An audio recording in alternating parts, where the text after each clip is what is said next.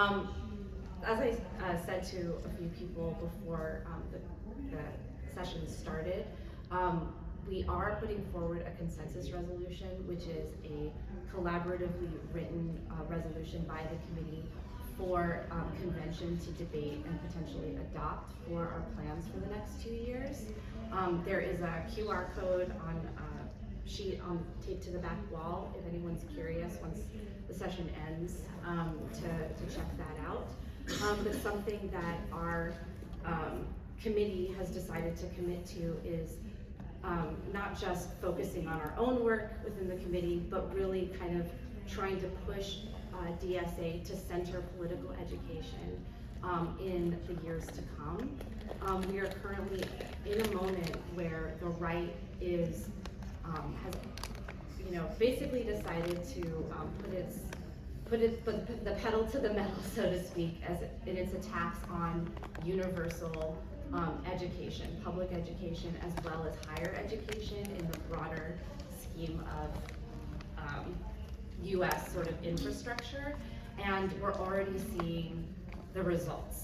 We're seeing that institutions, storied institutions such as Columbia, Harvard, and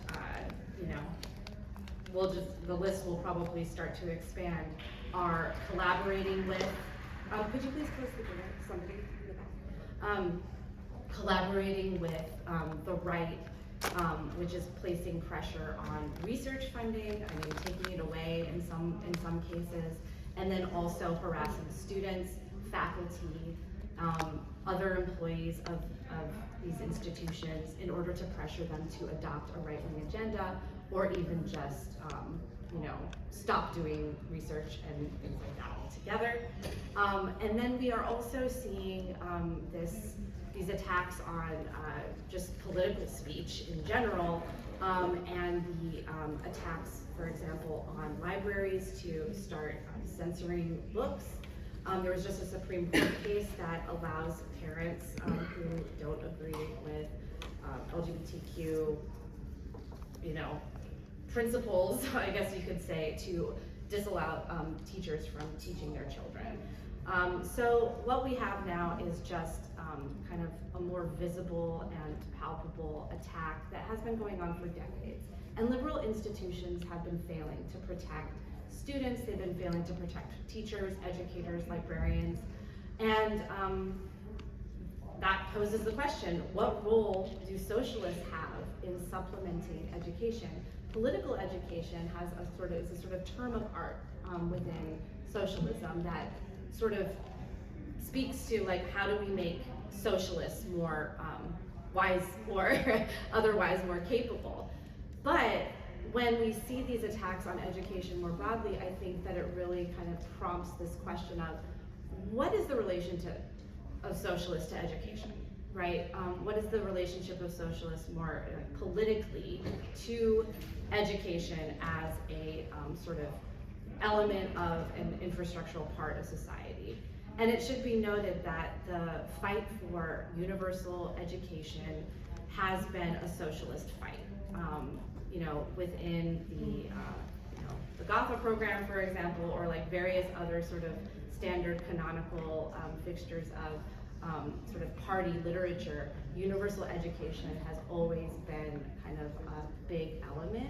And the sort of progressive campaign for universal education, as well as the fight for desegregation of schools in the United States, has been a coalition effort through various means, including litigation, but also within the civil rights movement, to fight for education as a principle, but also as a tool to democratize society.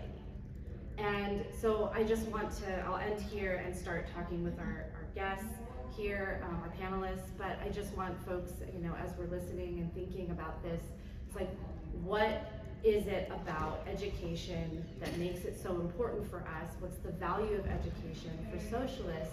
And also, what can we do within our own institutions, such as DSA, to strengthen it and make it not just a supplement, right? Not just something that people can like, oh, I think I'll read this article or whatever, but actually is something that is really centered in our practice and also in our fight against the right, as well as against the liberals who wish to co-opt, for example, all of these kinds of things that socialists really were key in winning and that they have failed to protect.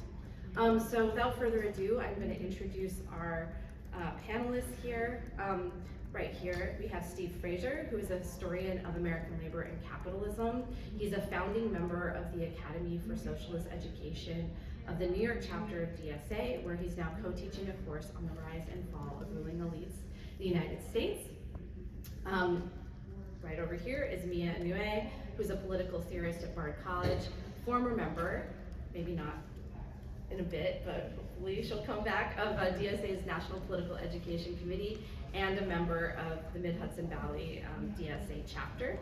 And then we have Sarah Hurd, who is a member of Chicago DSA and co-chair of DSA's National Labor Commission, where she's led work setting up salting pipelines and coordinating union solidarity campaigns. Sarah has a diverse background in labor, ranging from salting at a brewery to her current role as a union organizer with the Illinois Nurses Association. So how we're going to set this up is I'm just going to start with Steve, we'll go to Mia, and then we'll go to Sarah. They're going to make some introductory comments, then we're going to have a brief moderated discussion, and then we're going to invite folks to come up to the mic here and share.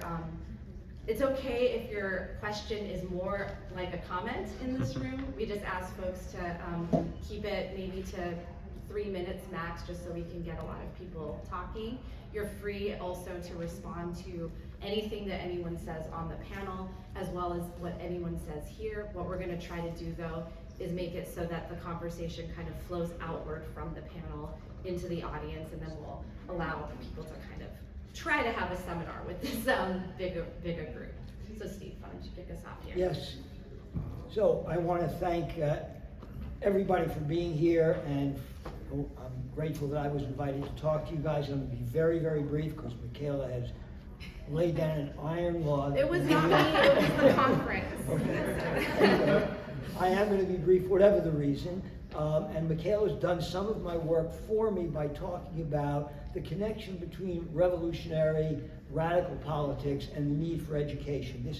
The need for education has always been recognized by revolutionary and radical movements as not auxiliary, not as collateral, but vital to building a movement that can both challenge the reigning ideas of whatever society that movement is embraced by, encased in, and envision some new world. And that is, of course, especially true for revolutionary movements, which are in the business of imagination and convincing people there's an alternative. I'm going to talk very, very briefly, bare bones, about the Academy for Socialist Education, and hopefully, maybe if you're interested, you'll ask more questions about it. It was created about a year ago. In fact, we're going to celebrate our first year anniversary this September, and again, citing Michaela, we probably will have an event focused on the attack on higher education and on our intellectual and cultural life generally. Cornell West is going to keynote that event in New York.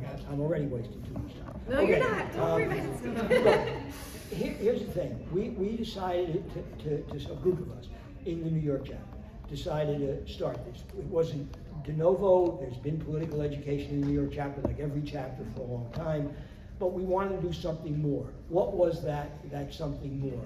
It was to create a deeper level of education for the chapter, faced with the influx of literally now in New York, thousands of new members whose education is, how shall I put this? We all need to know more than we do when we come into the organization. The organization addresses that with 101s and so on, but we wanted to establish an institution at some higher level, if you will, of education. Our models for doing that, there are many models, but the two most famous and significant was the Rand School of Social Science, organized by the Socialist Party at the turn of the 20th century, and the Jefferson School, organized by the Communist Party in the mid-40s into the early 50s. These were schools that were embedded in huge movements, so they attracted 5,000 to 10,000 students a year. They had a huge range of courses from, Pete Seeger taught you how to play the guitar, and Du Bois taught you about imperialism. There's a wide range of courses. Very nitty-gritty courses about trade unionism and organizing, sometimes taught in conjunction with existing radical unions or somewhat radical unions. Those are our models. Here's our, you get my point. The purpose of creating this was threefold. One, to deepen the education within the chapter. Two, to use the school, the academy, as a way of recruiting non-DSA members who are becoming more and more curious, is a kind of antiseptic way of putting the need people feel today to understand what the fuck is going on in our society. So we want to recruit them. And thirdly, someday, for the Institute in New York to contend for hegemony, for cultural and intellectual hegemony, with the dominant modes of thought, be they liberal or right-wing, that reign in our society, and of course in New York, although Zoran would suggest that things are changing. So anyway, so now am I out of time already? No. Oh. Okay, so now we started this. We chose courses. The courses in some cases were chosen strategically. In the last fall, we taught a course on fascism and one on imperialism. Those were our first two courses. Gaza and the looming presence of Trump seemed to make sense to do those kinds of courses. We have since then we've now done about a dozen courses, and some of them were also chosen strategically. We had a course on municipal socialism this past spring because of Zoran Mamdani's campaign. We weren't done it anyway, but that was the idea. We had a course on the making of Trump country.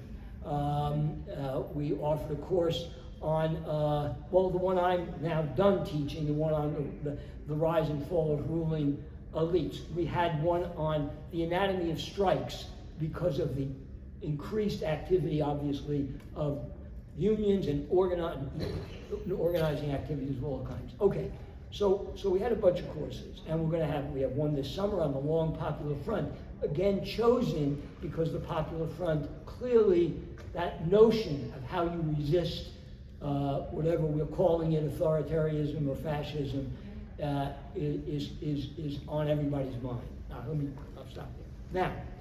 Now, just a little bit on the teachers were and are both mainly scholars who know these subjects well, but not entirely. The course on strikes was taught by the political director of the CWA in the Northeast region, along with a woman who was an organizer for the CWA. But mainly, some of these teachers were in DSA, some were not. We do not have a rule. We're all DSA running the school, but we don't have a rule that you must be in DSA to teach in the school. The students were both DSA people and non-DSA people. I wish there were more non-DSA people, but it would be too ambitious to expect that to happen right away. I would say 80% of the students were DSA members, and maybe 20, I'm guessing at that number, roughly like that. The format, we deliberately capped the courses so that there could be a lot of discussion, if you could, I'm sorry, I see you, a lot of discussion, and didn't want to overwhelm, by nature of too many people, turn it into a lecture. But there was a lot of lecturing as well. Students had to pay a nominal fee, $35 to take the course. They had to apply to be in the course. There's a rather extensive application you have to fill out. In other words, the level of we wanted people who were really serious about learning stuff, and all sort of just control the course. Readings were I'm gonna stop it there. And just say, here are the lessons. I want to just make this point that we kind of are not even lessons, things we're talking about inside the school. Lectures versus discussion. We might automatically think that it's a virtue to have nothing but discussion, but it's not so. And it's really not so. And if you're running a school that people want to know stuff that they don't know, so they can't discuss it yet because they don't know it yet. So we juggled with that. Some classes were too heavily lecture, some were really too much discussion, so there wasn't enough learning going on. We debate within our little group. You can tell from what I've said, this is kind of an institute of higher education from a socialist point of view. Should it be that only? Should it be also more practical minded? Should it engage in the more nitty-gritty stuff about learning how to write a leaflet or all the things that we don't know yet? We haven't done that yet, but it's on kind of the agenda of what we might want to do. Capacity, we probably bit off more than we could chew. In 1 year, less than 1 year, I think we offered 10 or 12 courses. That's a lot. So you have to be careful about your capacity. We don't have we don't have enough relations with the chapters, branches, and working groups, and we need to develop that so there's a much more interchange and so on. I'm going to stop there because I know I've exceeded my time.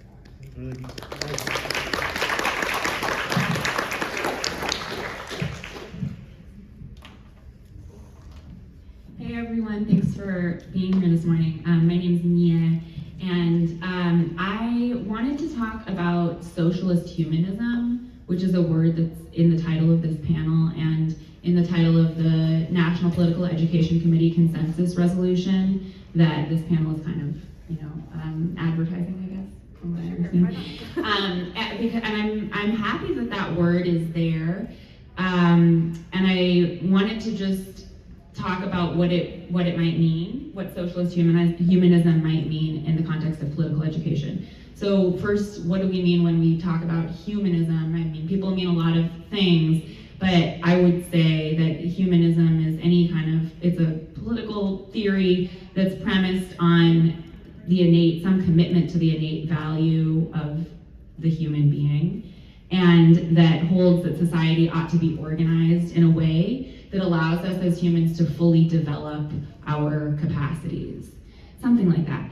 And I'm a professional political theorist, and in the academy, like in the humanities, it's not fashionable to be a humanist. It's not really okay, actually. And that's because, roughly, like anytime you try to articulate a humanism, it requires you to provide some kind of account of what the human is, which inevitably generates exclusions.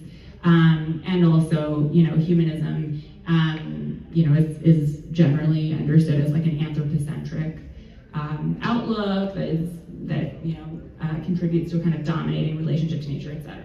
So as a political theorist, I can't really identify as a humanist, but as a socialist, I think humanism is indispensable to our project. And that's partly for strategic reasons, like I think we have to be able to talk about human dignity and flourishing when we're motivating our politics. But also I think, when we ask ourselves the question of like, why do we want socialism? Why are we committed to socialism? A big part of the answer is because we think that, being a human is awesome. Like it can't be awesome. It can also be really terrible. We can do great things and terrible things. But we want a society that allows us to develop our human capacities together with other people for the collective good and for the good of the planet.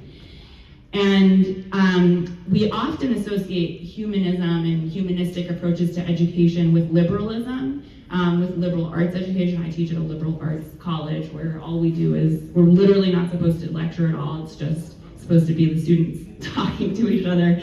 And that is maybe our dominant model of like the humanities. So I think it's worth thinking about what differentiates like a socialist humanistic education from a liberal arts education or liberal humanistic education. I have a few thoughts, but would like to hear your thoughts.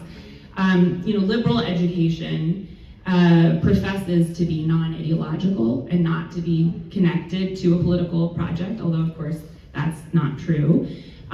Whereas socialist education has an explicit political orientation and is connected to, it should be connected to political organization and to a political program. Liberal education primarily cultivates the individuality of the student, and it credentials students, individuals, to advance themselves in capitalist society, whereas socialist education cultivates class consciousness and seeks to form a political subject that's capable of contesting and overcoming capitalism. But we shouldn't then kind of accept the anti-communist cliche that socialist education, because it's politically committed, is therefore mechanical or purely instrumental or one-dimensional in some kind of way. It's not. Socialist education isn't just like memorizing Marx quotes or even just training for organizing, right? Socialist humanistic education should be creative. It should be driven by curiosity. It should engage us not only in our capacities as workers or organizers, but also as theorists, as writers, as artists, as athletes, comedians, scientists, etc., right? Socialist education should be interested in everything. And so what does this look like in DSA in this moment, or what can it look like? I think Steve is demonstrating that there's a kind of renaissance maybe happening of workers' education in this moment, exemplified by the New York Academy and also the Unite Here, like worker power summer school program. So I think part of what we might want to do is to bring back also the expansiveness of the curricula of the Rand School, of the New York Worker School, the Communist Party Worker School, the labor colleges, Brookwood, Highlander, etc., which included tools, courses about how to organize your union, courses in history and theory and political economy, but also labor dramatics programs, right, where workers would learn how to write and perform plays based on their experiences organizing their unions, athletics programs, art, and music classes. And so briefly, I just want to end with a thought about why it matters to within DSA to try to develop forms of robust socialist humanistic education. I think it matters because it's a way of forging a collective will as a party, and also a way of cultivating the endurance, like social and political endurance, that we need to actually stick with the struggle for socialism in really dark and despairing times, like the times that we're in now. And I just wanted to share so Antonio Gramsci, the Italian Marxist, talks a lot in the Prison Notebooks about how the party should be totalitarian. And he doesn't mean, totalitarian in the Hannah Arendt, Cold War liberal sense of, describing fascism and communism, etc. He means totalitarian in the sense that the party should touch every aspect of its members' lives. And so I want you to ask yourselves, if you're a DSA member, does DSA, your party, touch every aspect of your lives? For me, the answer is no, right? I think DSA touches like the canvassing aspect of my life, the political kind of hobbyist aspect of my life, but honestly, it doesn't really touch the spiritual dimension of my life. It doesn't really help me materially, honestly. And I think that we should strive for a party that actually is there at every touchstone in our lives, that is a source of meaning and spiritual fulfillment, and develop forms of education that engage all the dimensions of our lives, but also all the dimensions of our being as humans. Because I think this is the way that we develop a vision of socialism, like of the society that we are fighting for. A society that is organized according to the principle from each according to their ability, to each according to their need. And it's also how we become partisans. It's how we come to love the party. And we need that love of socialism and love of the party to develop the endurance that's necessary to stay in the fight for the long haul.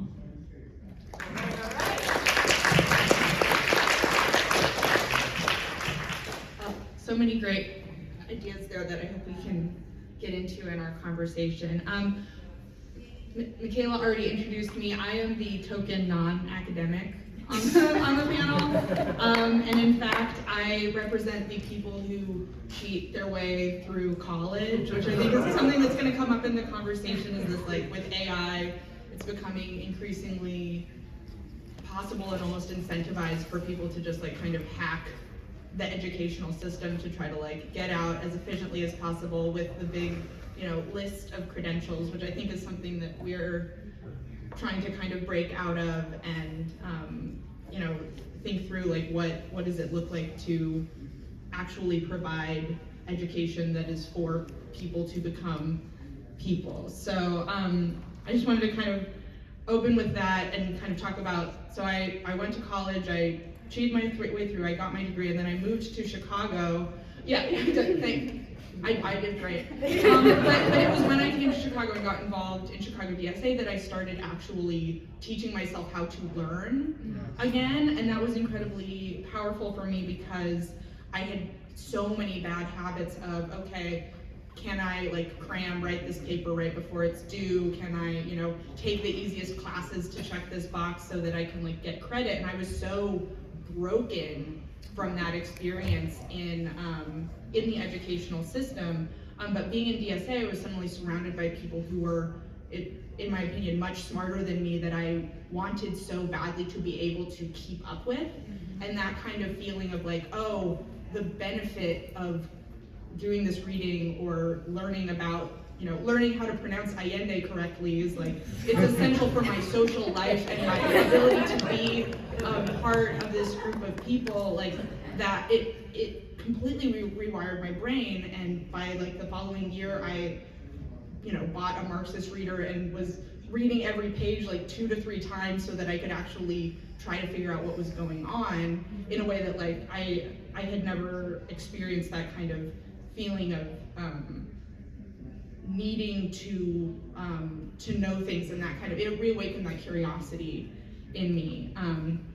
And so, then I ended up producing a podcast for Might Be Your Trick from Jacobin Magazine, where I was listening over and over again to these podcasts, like, incorporating this this information, and then I was finding these opportunities to then use that knowledge, like, not just to express myself and be part of this political life, but also to feel a greater sense of understanding about what was going on in the world. And that was, incredibly grounding for me during times that I think, all of us experienced were incredibly tumultuous. So I landed recently at the Illinois Nurses Association, which is unfortunately, like many unions in the country, very much grounded in this service provision model of unionism, where it's like your union is who you go to lend you legal support, to represent you in your grievance, but it's not something that people were often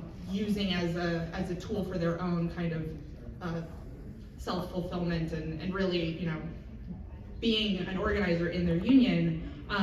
but for the past couple of years, we've been building up a program where we've stolen the best ideas from the News Guild, from CWA, from UE, and kind of hodgepodge them into this education program that's like 2-hour sessions, 4 to 5 sessions. And I've been really shocked to see that nurses who work 12-hour shifts, are often the main breadwinner for their family, have so many draws on their time, have been self-selecting into this like 8 to 10 hour like training program on how to be organizers in their workplace, even though they don't get, you know, the hospital's not going to give them any credit for that. If anything, it's going to, you know, put them on a list of troublemakers. But there's this hunger for, you know, education for the sake of being a more, you know, knowledgeable, full, like worker and participant in the union, which I feel like has been,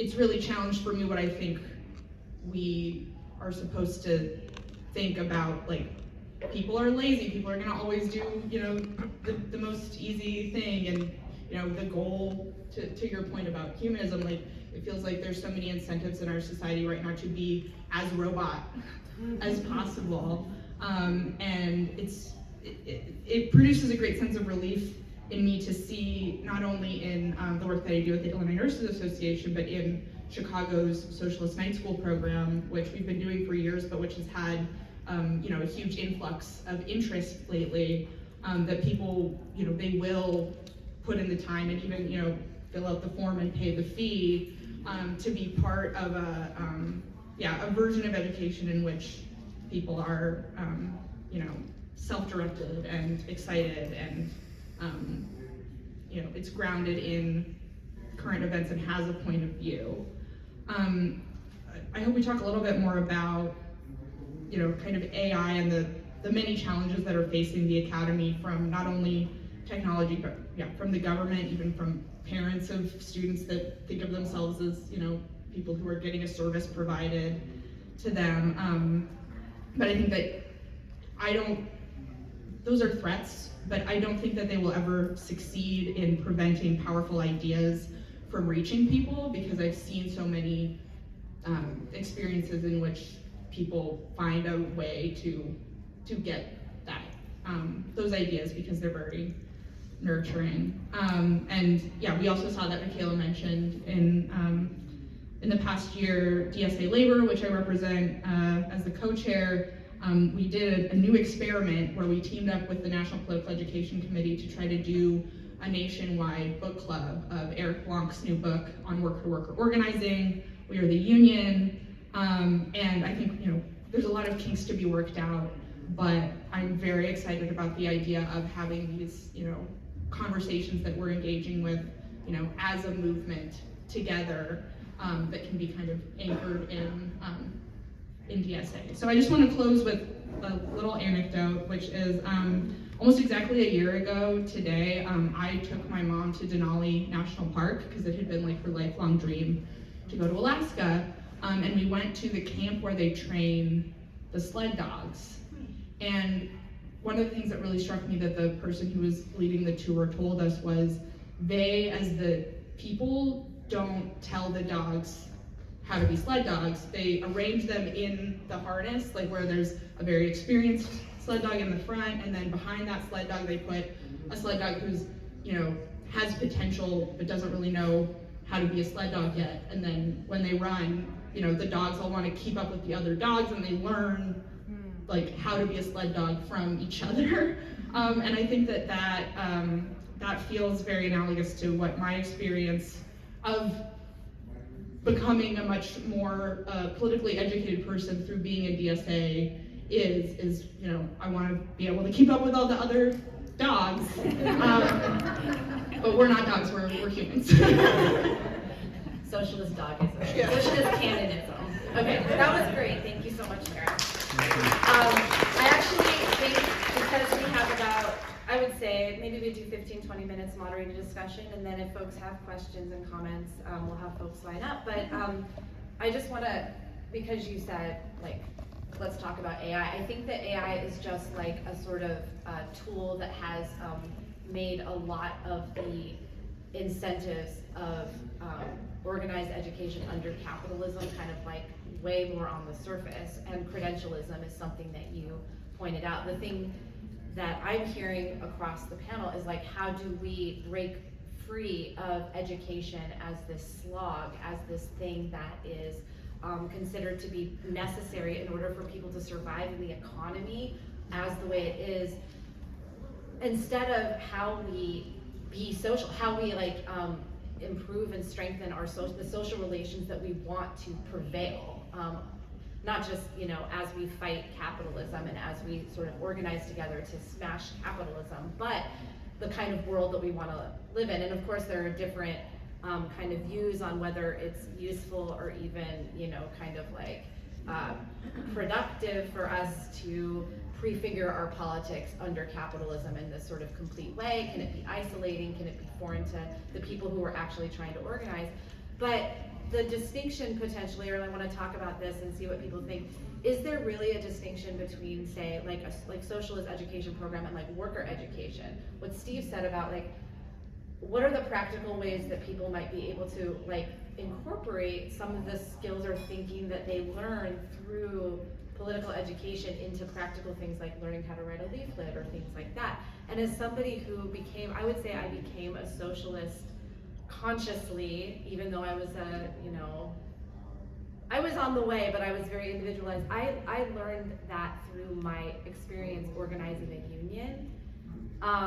And I realized I was a socialist through that because I was in grad school, and even though I had learned about socialism, I hadn't actually practically considered myself to be a socialist, and like how that actually motivated me to become a good organizer until I had to do it, until I was faced with the necessity of having to organize my comrades, be able to answer their questions, be able to sort of assert myself, be able to ask the questions that needed to be asked, right?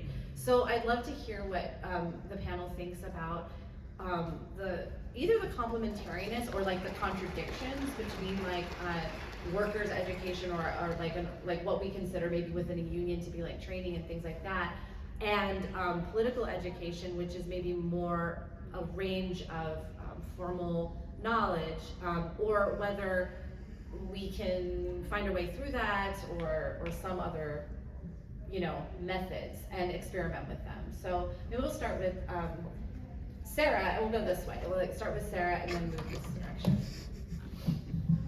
Yeah, I mean, I think I'm imagining it as kind of meeting in the middle, where there is the kind of, you know, top level analysis of history and of current events, and then there's the really nuts and bolts stuff of how to do the thing. But I also think it's almost a matter of good pedagogy to try to have as much of the theory, you know, like theory rooted in the praxis as possible, just because not only does that make it stick in people's minds better, but also I think people don't want to just do an exercise that's completely divorced from what's going on in their lives. So having those two be kind of wedded together is important on multiple levels. And I also think that there's sometimes, like, there's the macro in the micro. So like the trainings that we're doing with my union are not political in the sense that we're like telling them about socialism, but by teaching the nuts and bolts of you should be having relationships with your coworkers and having like challenging conversations with them and building these structures, those are the muscles that then give people the capacity to be part of a, you know, worker-led movement that can gain and wield serious power. Thank you. Yeah, I like Sarah, like Michaela, I also became a socialist through organizing, or I don't know actually about if that's your experience, but I learned a lot. I developed a lot of my political like analysis through being engaged in a practical project. I think that's obviously indispensable, and I think that our political education should be rooted in a political project.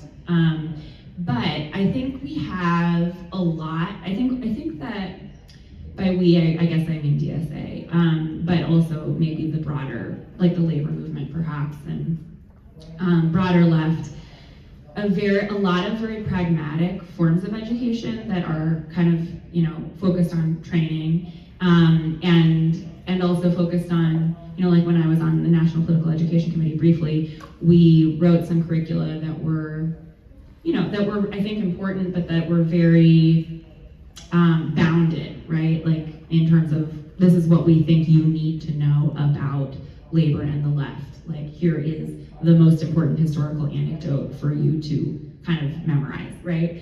I think we do that pretty well. We do a lot of that. I think we do much less like organization of spaces like the Academy that are rooted in and connected to the organization, but that are also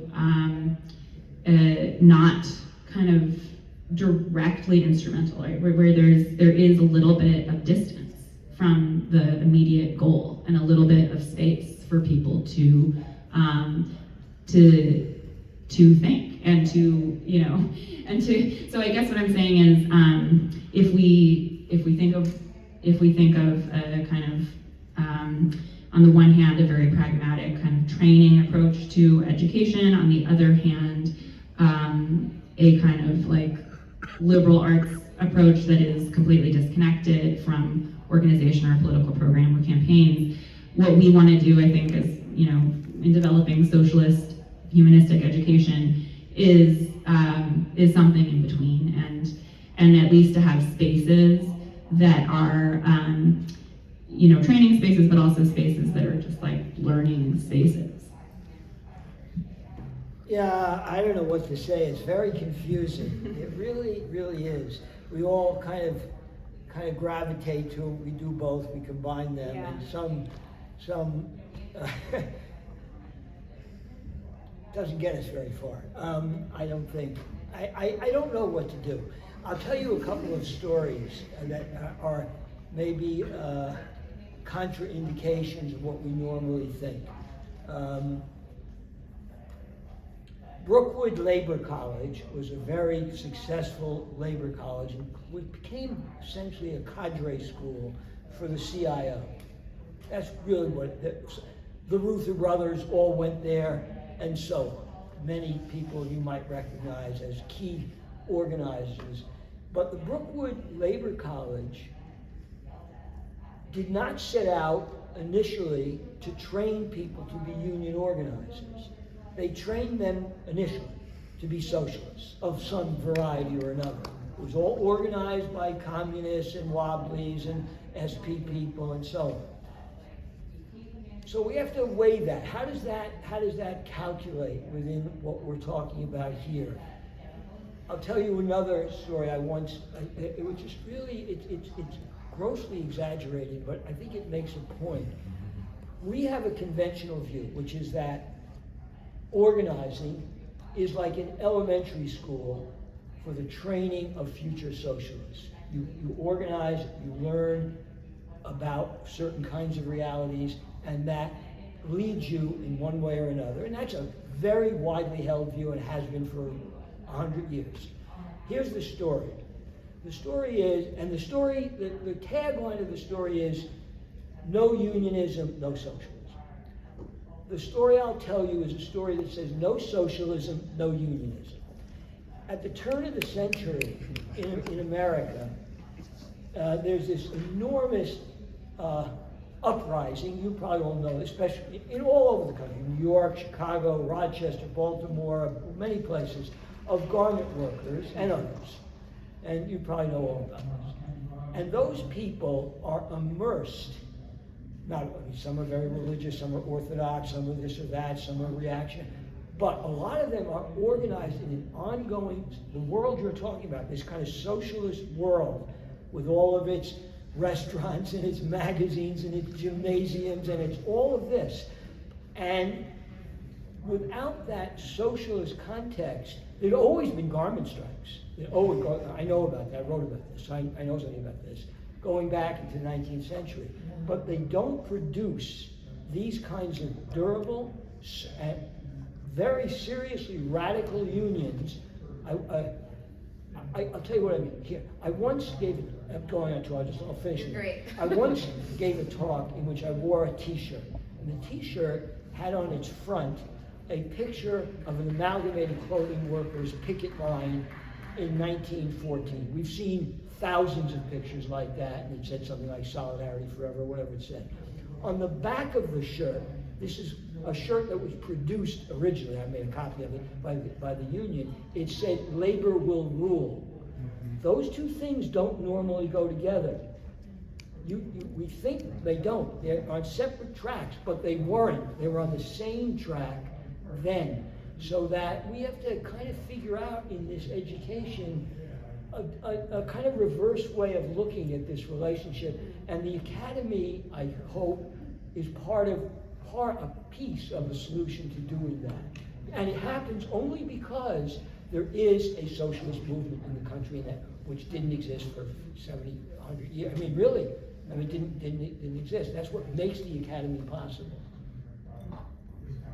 That's great. And the thing that just linked there is Mia's idea that the party should touch every part of our lives. But right now, DSA, whether you think of it as a proto-party, a party surrogate, as the party, there is a lot of siloing that goes on in DSA where things are like, I'm an electoral person, I'm a labor person, I'm an internal democracy person. And yeah, like, I mean, it would be impractical for us to try to like wedge everything together in a hodgepodge way. Obviously, this is a member-run organization. You know, we're not doing this for pay, most of us. And so when we are trying to like figure out what to prioritize, I really do think that political education could be the glue. I mean, I would say that, I'm the chair of political education. But what I mean by the glue is also that this availability of these various ways in which people can immerse themselves, that is education, right? Like, I mean, when, you know, the model, the German university model that American universities are sort of a bastardized version of, they really are about this, what Paulo Freire said as the banking model of education, regardless of the pedagogical style of the educators themselves. And as a college degree, or its equivalent, has become absolutely necessary for people to be able to live even a modicum of a dignified life in most places in this country, all education has become a banking model to the extent that anything that you do has to be considered to be instrumental towards this endpoint at which you're going to be completely alienated and cut loose from society and have to make it on your own. And that's valorized in capitalism. So maybe just to wrap up this section and before we go to questions, like, how do we make this immersive experience? Because we are, you know, DSA is getting bigger again. Obviously, we want to make that keep going, but we're living in such tumultuous times. Obviously, DSA is under political threat from those who wish to see us, you know, die or like, you know, disappear. And that includes a lot of liberals, the Democratic Party. But then also, we're just faced with, you know, this sense in which, like, it's not immersive yet. It's a little bit of a chicken and egg issue. So I'd love to hear from folks about this. And Sarah, you want to start? Yeah, because I think what Mia said kind of challenged me, because I also have a fear of DSA becoming my whole life in a bad way. Like, the idea of the party touches all parts of my life, I'm like, oh no. But I do think that what Chicago DSA is experimenting with right now is a project called Socialists everywhere, which is where we try to show up in a lot of different spaces in our block clubs and our, you know, local political organizations and our unions, like, as a socialist in that space. And I think that that's maybe kind of part of the stage that we're in of trying to get back to the level of socialist social life that there was, because I think that there are a lot of people who feel incredibly atomized and lonely, and being able to be in a lot of these different spaces and invite people to be part of something, that feels like kind of to get to there's a party life that can feel good, like good for people to be immersed in, It feels like we're in the inviting everybody to the party like stage of that, and I think we should lean into that. Yeah, but wouldn't it be nice if you were like, oh, I would want DSA to touch every part of my life, right? But it would have to feel different in some way, right? And when I think we would have more success inviting a broader range of people in if we could offer more than a hobby, right? Like then like, okay, this is what you do with your limited free time, you go knock on doors, right? So one small example of, I'm in my chapter of Mid-Hudson Valley DSA, we're kind of piloting an experiment in our mutual aid working group, which I hope will create more of this kind of feeling of connection to one another and to the party. Which is a Skillshare program basically. So the idea is that a lot of time when we do mutual aid, it's not actually mutual aid, it's like, charity, like we're doing some kind of one directional thing, which is great, but it's not building solidarity necessarily. And so what we're trying is an initiative where if a member in the chapter needs help with something material. For example, our first Skillshare, it was a couple in our chapter who needed help installing some shelves in their utility area. And we have in our chapter a carpenter who's really brilliant. And so we organized an event where a few of us like gathered at these members' home, and Timothy, our comrade, like taught us how to install shelves. And then we all, installed these shelves. And it was, the idea is, it was kind of beautiful because we got to see Timothy's brilliance as a carpenter, which is not visible to us when we're like, when we're just in a meeting on Zoom, right? Or when we're canvassing or whatever. We all learned a skill that we need, or started to develop a skill that will help us in the kind of material dimension of our lives. We were able to directly help a comrade. And then the idea, and now it's like they can reciprocate, right? So now the next thing is we're gonna help another comrade build a tool shed at his farm, But it wouldn't have to just be carpentry, right? It can be, finance related, or it could be an art, workshop, or a comedy workshop, or whatever, right? But just to see each other as multidimensional creatures and to relate to each other in that way. Like I would love to be able to feel like I could be like, I need help, actually. Like I really need help with like a very concrete material thing. I can turn to my comrades for that and it doesn't feel weird, right? And I think then we could bring in more people who need help and who don't necessarily just relate to politics as like a thing that they do with their leisure time, right? So that's one small way of like experimenting with thinking about an answer to Michaela's question. What if we thought about education as organizing? By which I mean, the Jefferson School and the Rand School, can you hear me? No, sorry. Can you hear me now? Yeah, the Jefferson School and the Rand School were very outward-facing institutions. That is to say, we have been talking largely right now, just immediately, about how we can enjoy life more being members of DSA. And that's a good thing to wonder about, and a good suggestion. Sorry. Yeah, okay. However, it could be a lot of fun to organize schooling outside of our ranks, which is what these institutions did. They did a lot of the things that me and Sarah talked about. They offered courses in cartooning, in the graphic arts, in music. Ellie Sigmeister, I don't know if that means it, taught at the Jefferson School. Mark Blitzstein, Dashiell Hammett taught mystery writing at the Jefferson School. Now, they're bigger and more substantial movements than we are right now. So, you know, I don't know if we can get Mark Ruffalo to teach acting, but the point is that's fun. People went not because it was a grind, and I don't mean just for those courses.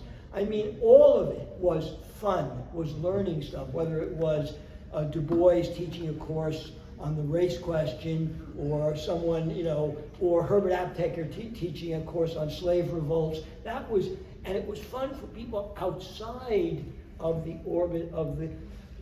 In the course of the Jefferson School, it is estimated they had about 120,000 people pass through that school.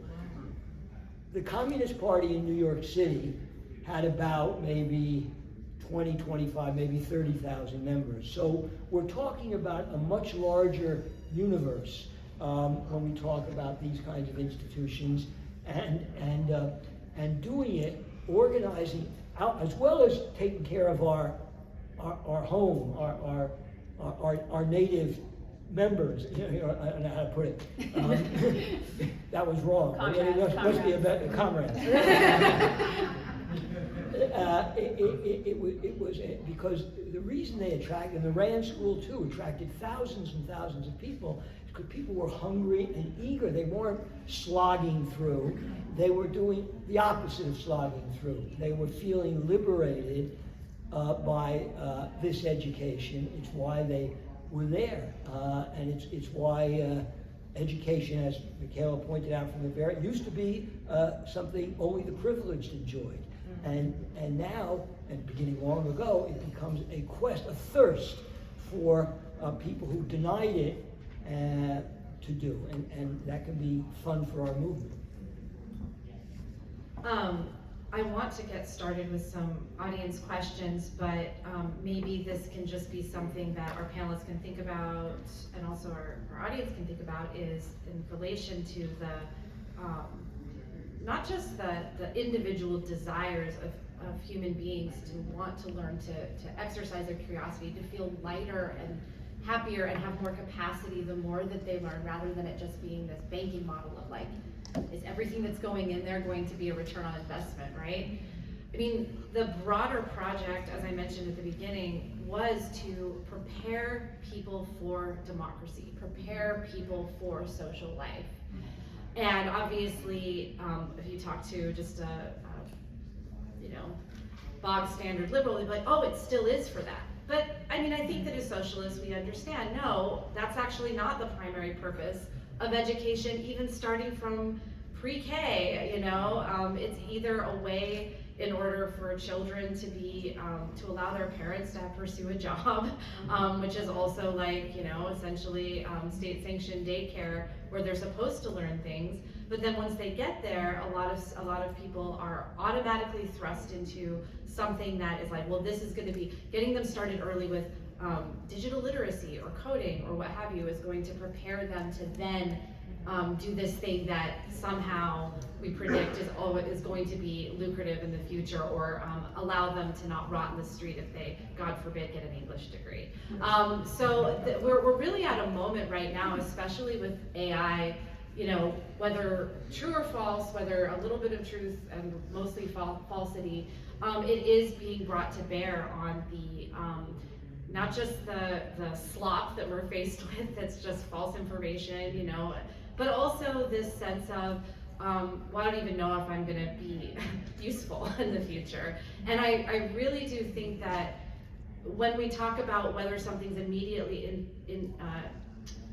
useful or instrumentalized, what if we thought about use value in the way that Marx thought about it, which is that everything has a use value. Everything has a use value because even an idea has a use value in the world.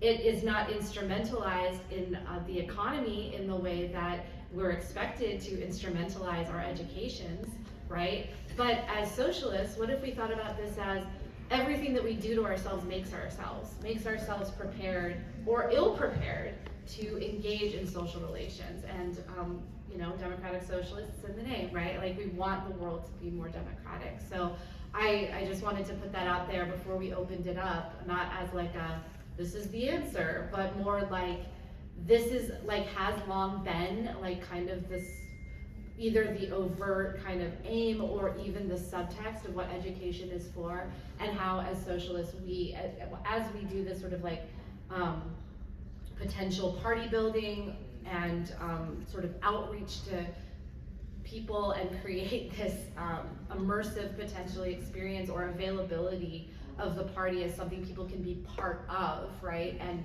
want to be part of and feel that it doesn't crush their capacity, but rather expands it. Like, how are we building human beings through this? So anyway, I want to invite people who have questions to come up to the, just go ahead and walk up to the mic and we'll take a line. Maybe if it, yeah, great, awesome. Cool. So yeah, introduce yourself and then please just speak. Just go ahead and speak into it. Michaela, I think it's on. are we taking 3 at a time or are we doing 1 at a time? I think we'll take, yeah, let's do 3 at a time. Yeah. It's not work. Do you hear me? No, let me see if it's on.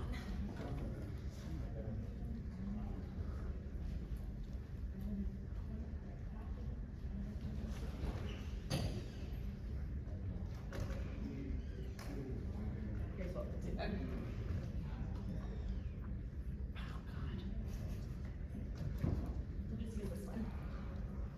Thank you. My name's Steve Halpern. I'm from Philadelphia. I'm a school bus driver.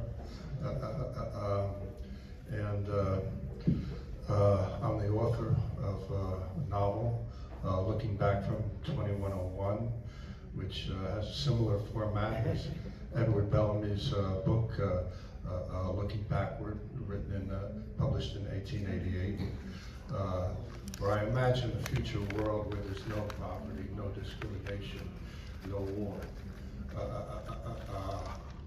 And how do we get there? That's just what the novel's about.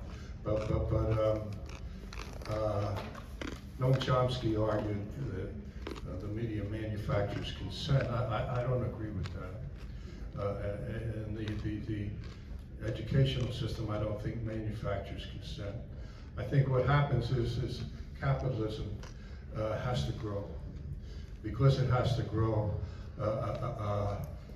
you can go to work, when there's an upturn in the system, you can go to work and get the things that, many of the things that you want. You'll have a lot of problems, but you can get those. And there's this dynamic of capitalism.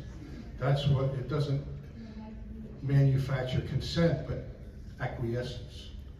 And this is what we're dealing with now. We need food, clothing, housing, healthcare, education. In order to pay for any of that, we have to pay for profits, interest, advertising, insurance. Here we have a visual aid in Chicago. We see all these skyscrapers that produce, for the most part, they produce nothing that we need or want. Yet, they continue to grow. They can, economy has to grow while there are, let's say, 40 million people in the United States who don't have enough food to eat, and 13,000 children who die every day of preventable diseases in the world. This is necessary for capitalism, because in order to have growth, it's paid for with an obsession to cut costs. This is, and what I try to imagine is use those enormous resources. It's not just a matter of taking money away from Elon Musk. It's a matter of reorganizing society so that the priority is human needs, not profits.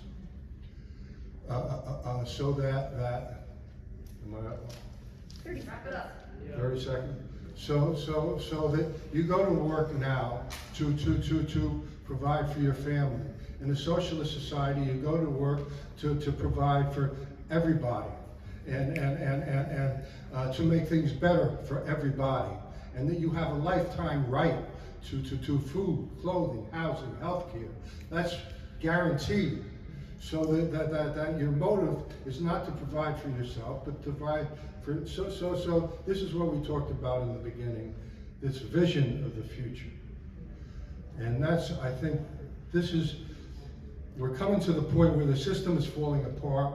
People need to see an alternative. That's what I think the alternative is. Thank you.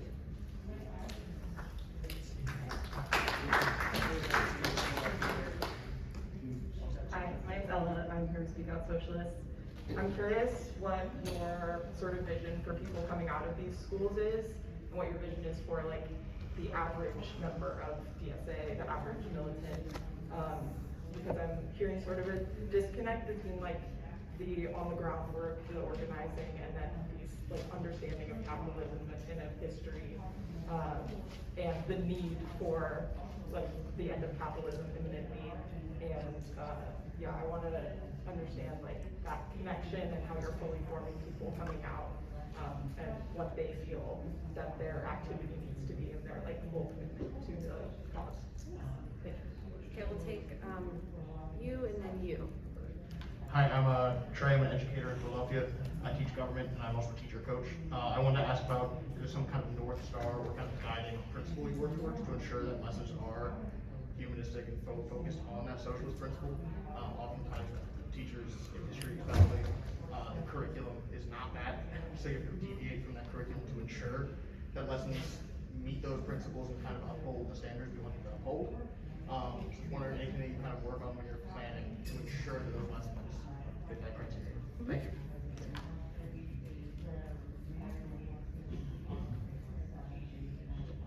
Hi, wonderful conference so far. Thank you all very much. Similar to what the last person's question was, I'm a part of YDSA. I won't identify the school, but we've had some problems making like broader outreach. I'll mention the encampments just because it's relevant. I mean, there were some people who had a strong reaction, relatively speaking. Hate speech thrown at us, of course, pressure from the administration. But it seemed like a majority of the students on campus were genuinely confused as to what was going on. Sorry, could you say about, this is around an event, but? Oh, the encampment? Oh, encampment, sorry. Yeah, I thought you said academy. Oh, sorry. But so I was wondering about the question because you had spoken about reaching like non-DSA members with political education. So how do you spark that curiosity, to borrow that phrase? And we're also trying to build an undergraduate student union. We have no illusions that it'll be done within anytime soon, but maybe some questions relating to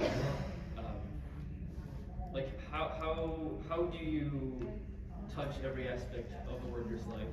For student workers who, their hours are relatively limited, they're state employees, but they can't work past like 28 hours or 20 hours when the academic year starts. So it's a little strange because not a lot of people seem to want more hours. But that's just kind of the environment that we're working with.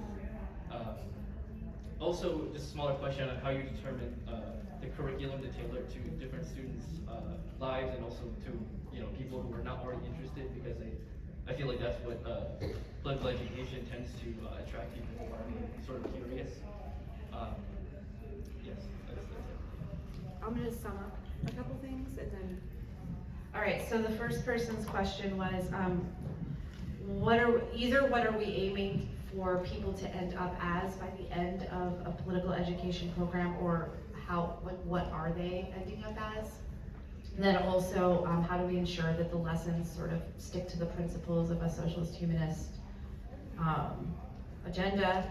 And then our YDSA comrade talking about how to spark the curiosity of people if they don't know what's going on, especially under the pressure of like administrative interference.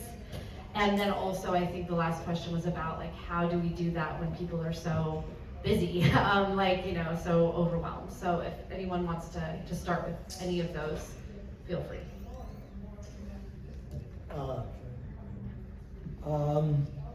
So they're all good questions, and I don't know the answer to any of them, so I'll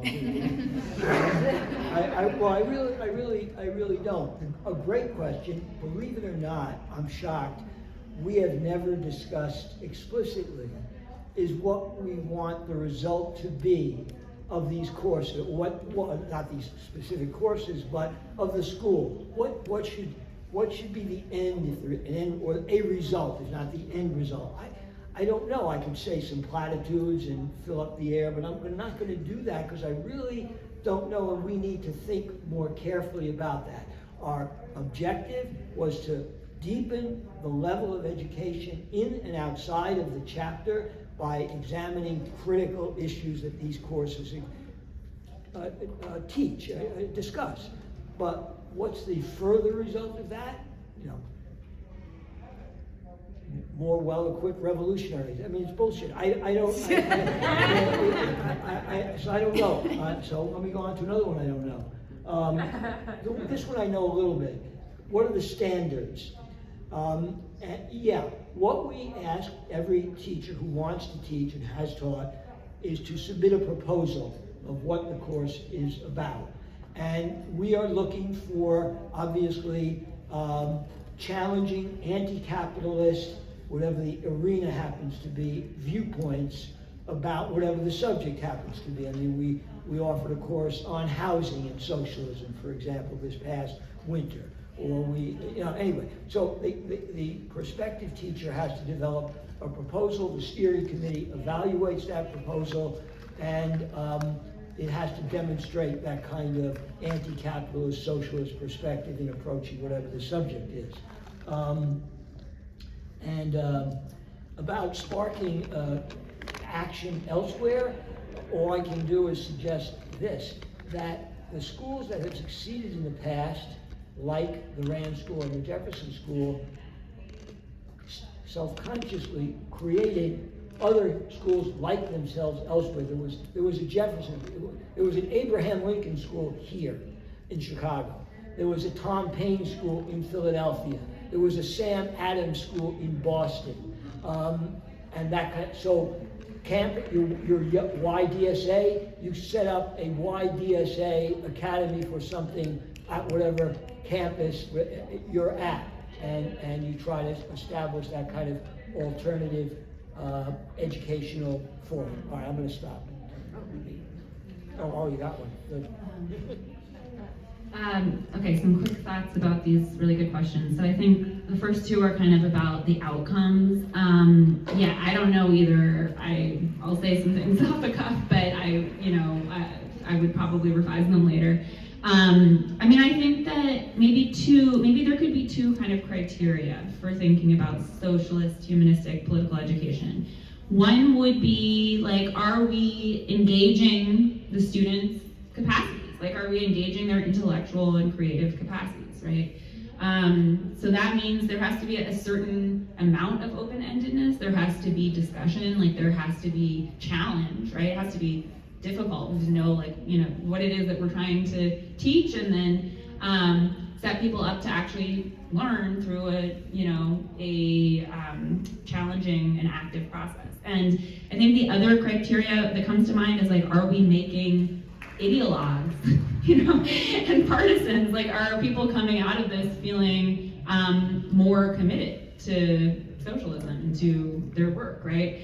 And those two things, I would say, I've been working on writing a thing about kind of comparing Lenin and Miles Horton on workers' education, because we might think of them as kind of opposite approaches. Lenin often associated with a kind of top-down propagandistic in either a negative or positive sense approach to education, and Horton and the Highlander Folk School, this kind of open-ended, Freirean, the answers are within you kind of approach to education. But actually, I think both are very committed to challenging, activating the students' intellectual and creative capacities, right? Lenin is really interested in workers becoming theorists, right? And Horton is interested in kind of developing people's sense of their own intellectual capacities and their own efficacy. I think we should, I think that's important to any kind of socialist political education project. The question of like people are busy, how do we touch every part of their lives? That is the really big question, because often the reason political education fails is that it's only really accessible to people who have additional leisure time to like go to a thing and read a book, and talk about it. So I think the question is like, how do you make it fun? How do you make it accessible and useful, like materially beneficial in some way? Seems like childcare is important, this is why I kind of like the Skillshare idea of like just like trying to do something that actually helps people in some concrete way, but also, the one of the amazing and beautiful things about the workers' education movement in the 20s and 30s was that, workers were funded to like go to a residential program and stay there for a while, and that's something that we don't really, that most unions don't fund today, or that as a party, as a DSA, we're not funding. But it would be, the dream would be, it would be awesome if people could just get paid to take off of work and go study for a while. I'll just add one thing that Mia kind of pinged for me, which is a project that I tested out this past year that was completely separate of my work or DSA, was called Girl PowerPoint Party, where I had these like monthly dinners where I would invite people, doesn't have to identify as a girl to come, but we were talking about kind of girl boss feminism and its malcontents. But it was mostly just a come over, we're gonna share a meal, somebody's job is to make a PowerPoint on some subtopic, and they present that and we talk about it. And I think that's a kind of example of what you're talking about, where it's like, it's not treating the social side of it as an afterthought, it's very central to that, but it's also kind of exercising people's muscles in not just gossiping about our mutual friends and their lives, but actually thinking about things in political terms in a kind of social way.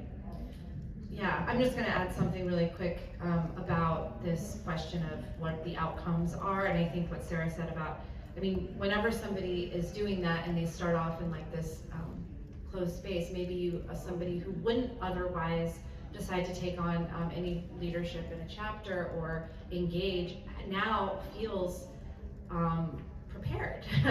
So like when we're talking about the role of education to democratize and to create like more committed and stronger and potentially revolutionary social relations to fight back against the system that we're in, we're also talking about the ways in which engaging with other people in the educational sphere doesn't just have to be about the accrual of knowledge that then will be spat out in some fashion and then you'll get a credential at the end. It really is about the whole package, the whole communicative package, the ways in which people listen to each other and then also are able to respond.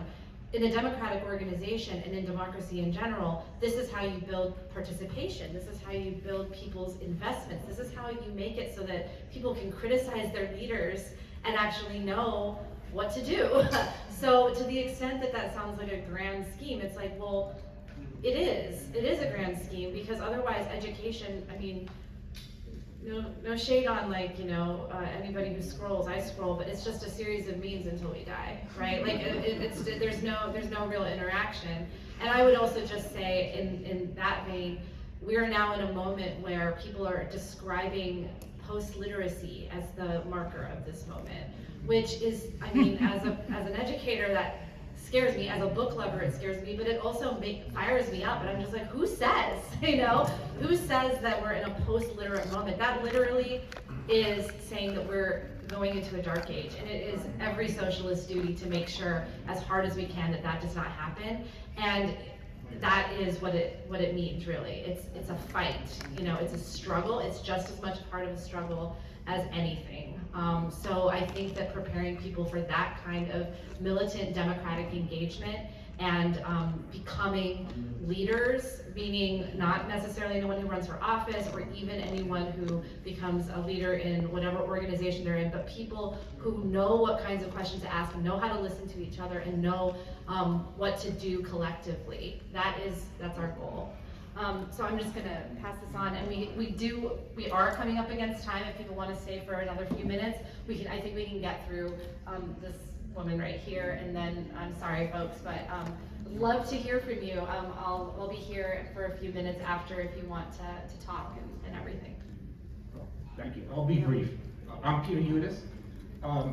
When I think of a socialist humanist education, I think of the conception that no theoretical issue is too complicated for working people to master. So if that's the case, what's some of the really complicated theoretical issues that we're collectively trying to master? And it seems to me one of the most difficult ones is, what is socialism? It's a problematical concept. The Jefferson School had their concept of socialism. It led straight to statist domination of the Soviet Union. SD had a concept of socialism that led straight to the reformism of tail ending the New Deal. The concept of socialism today is no less problematical, as we all know. So I'm curious to know, and I hope that discussion can carry through after this session, because I know it's coming to an end. I'd be really curious to know, from your experiences, what kind of contestations and debates have you experienced in trying, as part of your socialist humanist education, to raise the question, what is a viable alternative to capitalism? Go ahead and pass it to you. You could please, just try to keep it to under a minute. Yeah, I like that question, so second that, and I'm a teacher, and I often think about teaching as something where it's learning by doing, so I'd be curious what things you want people doing other than just taking notes or discussing. Here, go ahead. Never mind, mine was before. Okay, yeah, actually, we'll just go right through to the end. Oh, okay. So a lot of things, I thought the initial talk was great. Sort of was bringing a lot of things together for me with some of the other panels I've been on too. But just in terms of like, how to reach kind of outside people, the classes seem good. And thinking too in terms of like the party as like a totalizing force, that really, was kind of the way we had major socialist movements everywhere establish themselves, even in like, workers organizing in company towns. They were all in the same bar. It was the only bar in town. They talked to each other. And that was like a similar thing for some of the kind of rural organizing stuff we were hearing too. If you drop in and you just set up an event, you're the only one in town, you can bring people in who aren't in your organization. They see that you're doing something for them. Panthers setting up free breakfasts. I think like community childcare stuff, just going in and doing something for people, even if they're not part of your organization. That's a great way to kind of draw people in. And then if, especially if you're doing like, movie nights or that kind of thing, there can be a built-in kind of educational component as well. Lorraine Chavez here. I'm a lifelong educator. I started teaching kids when I was 13 years old. I taught GED, ESL, all the way to University of Chicago graduate students. I just want to give you my card because I want to participate in Chicago in public education here. Okay, popular of all kinds. Thanks. Really great panel. In the organizing work I do in Rhode Island, I think a lot about political education around quantification and cadre formation, leadership development. And I found that one really powerful thing is sort of doing facilitated collective conjunctural analysis of like the political situation in general, from like the global to the national to the local level, and then like matching that up with strategic campaign planning. In terms of cadre and leadership development, the biggest challenge to me seems to be people who can do really high level strategic analysis and planning. And to be, for me, organizing, that's the most important capacity to develop. Something I've always wanted to do but never done is then connect that to like more capital P political education of like reading a classic conjunctural analysis like the 18th Brumaire or something like that. And I was wondering if you guys had ever thought about connecting it up and down from the practical kind of strategic conjunctural analysis to that more theoretical, historical. Thank you so much. Okay, so if anyone on the panel wants to just pick something out to focus on? Well, I'll respond to the gentleman in the back. I've forgotten your name, I'm sorry. We have not had a course, so to speak, on what is socialism, what is our socialist vision. But we have in some of the courses, all of the courses, but in some specific courses, encouraged debate and differences. And I'll give you two examples of that, because we want to do that as part of what the Academy is about. We had a course on the rise and fall of ruling elites. People had widely different versions of how to character, and these were recent, so the kind of Morgan dispensation, the New Deal elite, which often we don't even think of as an elite, but this course deliberately identified as a ruling class elite. And then, of course, the counter-establishment and whatever Trump, however we characterize. But there was heated debate about how to understand these elites, what makes their reign possible, the sources of their legitimacy and illegitimacy, the crises that they confront, and it was heavily contested stuff. In municipal socialism, the debate was, is sewer socialism, which is, after all, the model for municipal socialism in America. That's what it was, basically. Is that a viable, how am I trying to put, is that a viable model to build a socialist movement, or does it inevitably lead to the decline? No, I can't think of the word. You know what I'm trying to say. What the New Deal becomes. So there was, and there were very contested views about that. So that's my response. We have not done the socialism thing, but we will, I'm sure. I can just say really quick that National Political Education has a three-part series that includes what is socialism as one of the actual lesson modules, so it is available. But just one more thing about the debate. I mean, if the point of the education is to prepare people for participation, we're in a multi-tendency organization, DSA. Anyone who identifies as a socialist is welcome to join DSA. Therefore, we don't have a party line so much as what we decide democratically together to do and to invest in. And that's what our convention is all about next month, is we elect our political leaders, and in order to have them execute what we decide at convention, as well as create the pathways for us to sort of exercise our program over the next term. So I would just say that the question, what is socialism, what is the challenge, it's like the thing is, you can look it up in the dictionary, you can say that's what it is, but is it really something that enlivens you in order to decide what kind of socialist am I, and how am I engaging in socialism together with these people that I'm spending all this time with, and how are we effectively fighting back? I think that something that a good socialist humanist education does, besides give you these skills to listen and to articulate these questions, is also gives you the tools, and I think this goes to the last speaker, is to be able to do these kinds of analyses and assessments of what we do in order to fight back so that we can continue to do it better. This is maybe a little bit to the question of how do we connect the sort of high-level political education to the organizing, is being able to actually assess if what we're doing is, you know, you can say you're a socialist, you can be in a socialist organization, but how are we, fighting back? And I think what you said, Steve, about municipal socialism right now, with Zeron having won the primary, this is obviously something that we do need to assess. We can't just blindly be like, oh yay, someone who's part of DSA has won something, yay. I mean, we can say that, and that feels great. But we do need to be able to have the tools to assess these things, right? And that is really what organized socialist cadre kind of formation is able to do effectively. And we can always have more of them. The thing is, there's not a limited number of people that can do that we need. So that means everyone in DSA, anyone who's interested, or anyone outside who's curious, can hopefully engage in these questions, and we can provide at least some resources to do so. Does anyone else want to give some closing remarks? We'll just start there because we're over time. Yeah, I just also want to speak to Dan's thing a little bit. I think there's a lot of untapped potential there, and I think it's really interesting. We didn't talk about podcasting that much, but I think that there is an interesting kind of phenomenon in current socialism where there are podcasts that a lot of people are listening to, that people are kind of individually engaging with this bigger conversation. But for example, Dan, after you had the True and On people on your podcast, I was like, oh, I want to talk to people about this conversation. I'm going on the DIG Discord.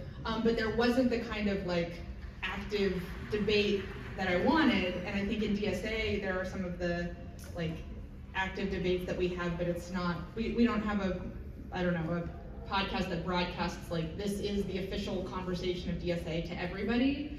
And so I think that there's some experimenting that we can do in not only connecting like the kind of more theoretical to the more practical organizing skills, but also like the stuff that's going on locally on the ground to some of these big ideas that are percolating amongst all of us, but it probably isn't the case that everyone should start their own podcast Please God, no. to talk about it.